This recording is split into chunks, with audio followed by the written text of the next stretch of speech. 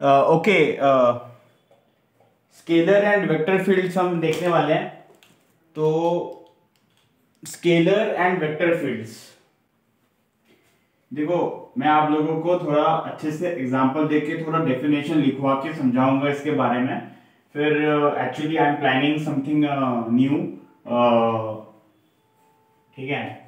I will also tell this in the group in the WhatsApp. Okay, so actually मैं ये पहले सोच रहा था कि जितने भी इम्पोर्टेंट टॉपिक्स हैं उसमें मैं एक शॉर्ट क्या बोलते हैं लेक्चर ले लूँ, ठीक है।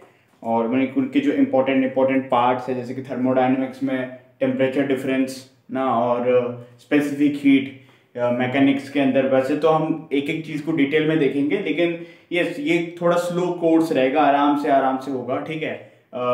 लेकिन जिन्हें थोड़ा जल्दी इंपॉर्टेंट चीज़ों का रिवीजन करना है तो वो उनके लिए वो पार्ट्स रहेंगे, ठीक है। वो उसके बारे में मैं बता दूंगा। आज देख लेते हैं जल्दी से scalar and vector fields. Scalar and vector fields.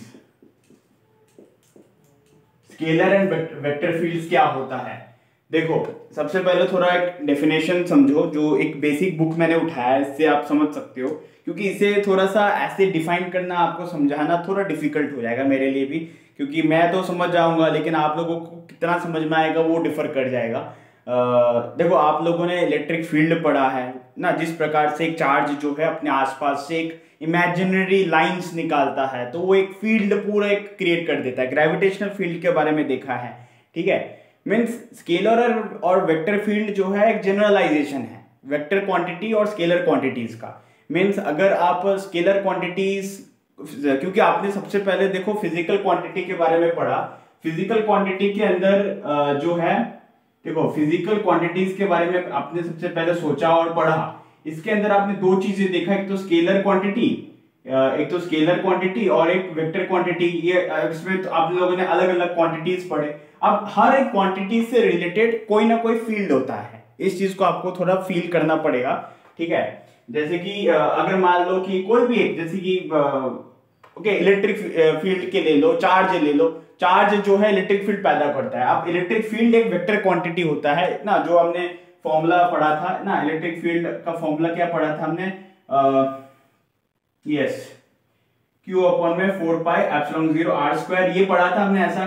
तो ये जो है एक, ये तो हमने एक इलेक्ट्रिक फील्ड एक फिजिकल क्वांटिटी हमने पढ़ा जो कि एक वेक्टर क्वांटिटी है, और इससे रिलेटेड कोई ना कोई फील्ड होता है जो कि एक वेक्टर फील्ड है, जो कि इलेक्ट्रिक फील्ड है। तो एक चार्ज जो है, ये जो चार्ज जो है ये एक imaginary lines, electric field lines produce करता है, और वो एक तरह का एक पूरा ऑरा और एक फील्ड प्रोड्यूस करता है। मैं अगर आप इसे थोड़ा और ढंग से समझो, मैं एक डेफिनेशन लिखता हूं इन जनरल, तो फिर शायद आपको समझ में आए मैं क्या कहना चाह रहा हूं। जैसे कि इसे थोड़ा समझना डिफिकल्ट है ये वाला टॉपिक को ना, without definition you can't understand. आपको दिख रहा है ना?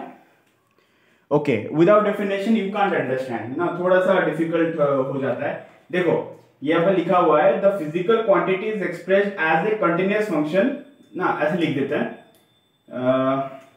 यस ऐसे लिखता हूं, द फिजिकल, अब ये थोड़ा सा मैं शॉर्ट में लिख रहा हूं, पूरा लिख लेना। The physical quantity is expressed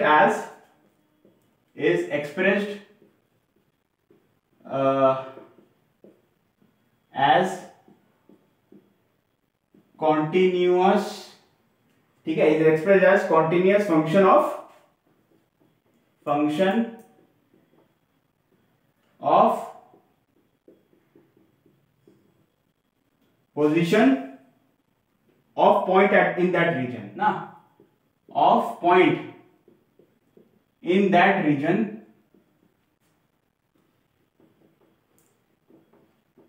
ठीक है, in that region such a physical quantity is said to be a point function ना, such physical quantity, ठीक है, is called point function, is called point function, okay. The region in which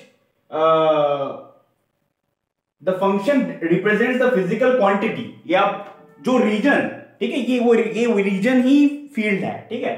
the region in which, ये वाला main definition है, the region in which, yes, the region in which the function represents the physical quantity, the functions, वो जो point function की जो मैं बात कर रहा हूं, the functions, एक बार समझा दूंगा मैं, functions represents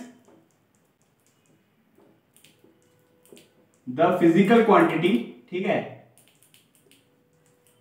represents the physical quantity is called field of that physical quantity, ना, is called field of that physical quantity, ठीक है। देखो ये डेफिनेशन को एक बार आप पहले कॉपी में लिख लो, फिर मैं इसे थोड़ा, देखो मैं समझाता हूं, आपको दिख रहा है ना ढंग से, पहली बात तो यस, थोड़ा सा यस दिख तो रहा है, लेकिन थोड़ा सा और ज्यादा प्रॉब्लम है तो थोड़ा सा जूम कर लेना, प्रॉब्लम नहीं है, दिख ही रहा है मेरे को तो, समझ में आ रहा है, मोबाइल से देखा अभी मैंने। देखो मैं इसे थोड़ा बता देता हूं, इससे ही आधा कॉन्सेप्ट आपका क्लियर हो जाएगा, 50% ये टॉपिक ही खत्म हो जाएगा, क्योंकि आपको बेसिकली फील लेके आना है यहाँ पे, जो है ना थोड़ा सा ये वाला जो टॉपिक है उतना ज्यादा इंपॉर्टेंट नहीं है, लेकिन इंटरव्यू एस्पेक्ट्स के लिए थोड़ा इंपॉर्टेंट हो जाता है, कभी कभार पूछ लेते हैं आपको, ठीक है, क्योंकि मीनिंग भी पता होना चाहिए ना, ऐसा थोड़ी ना है कि बस न्यूमेरिकल सॉल्व करते रहना है, ठीक है। देखो the physical quantity is expressed as continuous function, कोई भी फिजिकल क्वांटिटी को तुम एक्सप्रेस कर सकते हो एक कॉन्टिन्यूअस फंक्शन ऑफ पोजीशन के रूप में, ठीक है।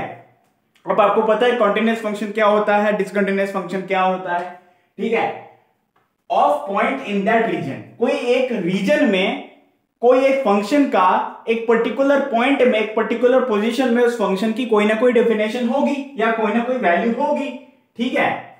Such physical quantity is called point function. अब उस फंक्शन जो है, वो जो फंक्शन है वो एक पॉइंट फंक्शन क्यों है, क्योंकि उसकी एक पर्टिकुलर रीजन में, एक पर्टिकुलर पॉइंट पे उसकी कोई ना कोई पर्टिकुलर वैल्यू है, ठीक है।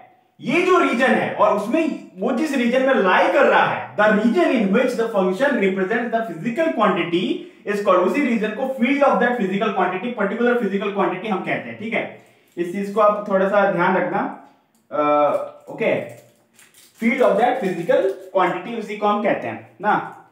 तो वही जो मैंने जैसे कि आपको पहले में बताया कि हर फिजिकल क्वांटिटी का एक पर्टिकुलर फील्ड होता है, जैसे कि मैंने आपको एक एग्जांपल दिया ग्रेविटी। अब ग्रेविटेशन का formula force of gravitation, you know, उसका भी एक पर्टिकुलर फील्ड है, क्या, ग्रेविटेशनल फील्ड है, ठीक है।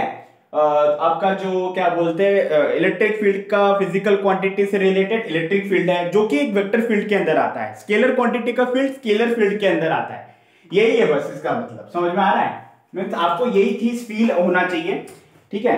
बेसिकली देखो आपने एक चीज और पढ़ा होगा, जो चार्ज, जो क्या बोलते इक्विपोटेंशियल सरफेसेस के बारे में आपने पढ़ा होगा, तो वो इक्विपोटेंशियल सरफेसेस भी एक टाइप का स्केलर फील्ड है, ठीक है, ओके।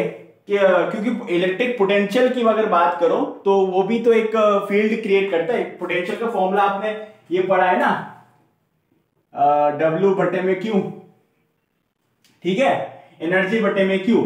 तो ये जो है इक्विपोटेंशियल सरफेस क्रिएट करता है, चार्ज Q है जो कि अलग अलग उसके शेप के अकॉर्डिंग वो इक्विपोटेंशियल सरफेस क्रिएट करता है। तो ये जो सरफेस है ये भी तो एक, अब हमारी धरती जो है, हमारी धरती भी एक बहुत बड़ी इक्विपोटेंशियल सरफेस है ना, जिसमें लाखों चार्जेस समा सकते हैं, ठीक है। यही चीज आपका जो, हाँ, अब और जो वेक्टर फील्ड के कुछ एग्जांपल देता हूं, ये हो जाएगा स्केलर फील्ड का एग्जांपल। स्केलर फील्ड का एग्जांपल है इक्विपोटेंशियल सरफेस, ठीक है, ओके।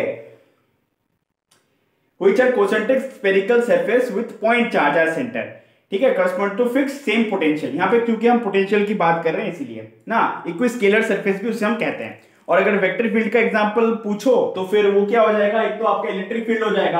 आप कैपेसिटर में आपने पढ़ा होगा, ये देखो ये पॉजिटिव प्लेट है, ये plate number 1, minus minus minus negative plate. तो यहाँ पर भी एक फील्ड क्रिएट होता है, इलेक्ट्रिक फील्ड यहाँ पर भी क्रिएट होता है। तो दिस इज ऑल्सो कॉल्ड ये, ठीक है, ये एक वेक्टर फील्ड का एग्जांपल है, ठीक है, इलेक्ट्रिक फील्ड यहाँ पे जो क्रिएट हो रहा है। और जो आपका दूसरा एग्जांपल देखो, ये वैसे भी ये फिर भी यूनिफॉर्म है ना, ये फिर भी अब वेक्टर फील्ड भी दो प्रकार के होते हैं, एक तो यूनिफॉर्म और एक तो नॉन यूनिफॉर्म। ये वाला जो एग्जांपल दिया मैंने कैपेसिटर का, ये यूनिफॉर्म इलेक्ट्रिक फील्ड है। मींस ये वाला क्या है, flux lines of uniform electric field. लेकिन flux lines of velocity through capillary in a streamline flow. अगर मान लो कि एक कैपिलरी है, ठीक है, एक मतलब कि नदी मान लो, वहीं पे मान लो, या फिर ऐसा एग्जांपल ले सकते हो, नदी से कंपेयर कर रहा हूं मैं, एनालॉजी लगा रहा हूं, लेकिन कैपिलरी एक्शन में आप लोग देख सकते हो कि ऊपर का स्पीड जो है ज्यादा रहता है, बीच का थोड़ा सा, ठीक है, ऐसे करके आप कम करते हो ना, ऊपर का स्पीड थोड़ा कम रहता है, ठीक है, फिर धीरे धीरे बीच का बहुत ज्यादा रहता है, ठीक है,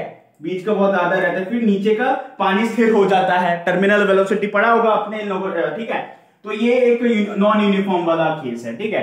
तो नॉन यूनिफॉर्म मतलब वेक्टर फील्ड के अंदर भी दो टाइप के फील्ड आते हैं, एक तो तुम्हारा यूनिफॉर्म है, नॉन यूनिफॉर्म। स्केलर फील्ड के अंदर स्केलर फील्ड है, और यही ओवरऑल इन जनरलाइजेशन एक फिजिकल क्वांटिटी का एक पर्टिकुलर फील्ड होता है, चाहे वो वेक्टर हो चाहे वो स्केलर हो, ठीक है, कुछ भी हो सकता है, ठीक है। तो इसमें बस इतना ही समझने का था। एक्चुअली हमें डेफिनेशन पूछता है ना, एग्जाम में नहीं पूछेगा उतना, लेकिन अगर आप कहीं पे इंटरव्यू देने जाते हो तो वहां पे पूछ लेता आपका प्रोफेसर या सामने बैठा हुआ साइंटिस्ट पूछेगा आपसे कि what do mean by field ना, फील्ड क्या होता है, ये सिग्निफिकेंस आपको क्या है पता होना चाहिए, ठीक है, ये सिग्निफिकेंस आपको पता होना चाहिए। तो यही बोलना था मेरे को, ठीक है। मैंने आपको कुछ एग्जांपल दिए वेक्टर फील्ड के, कुछ एग्जांपल दिए आपको मैंने स्केलर फील्ड के, ठीक है।